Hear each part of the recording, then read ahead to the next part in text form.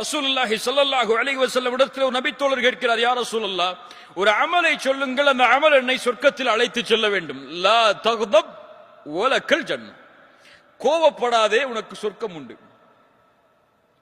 உஇத்தத் லில் முத்தகீன், அந்த சொர்க்கம் அவர்களுக்காகத்தான் தயாரிக்கப்பட்டிருக்கிறது. அவர்கள் யார்? கோபத்தை விழுங்குவார்கள்.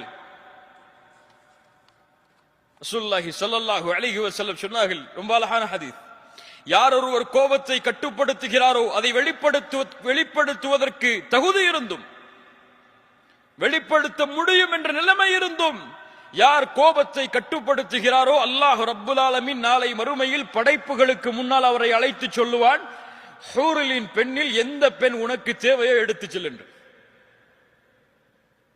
உங்க மனைவி உங்களை கோபப்படுத்துறாங்கன்னு சொன்னா அந்த கோபத்தை விழுங்குங்கள், அல்லாஹ் இந்த பெண்ணை விட சிறந்த பெண்ணை மறுமையில் தருவான்.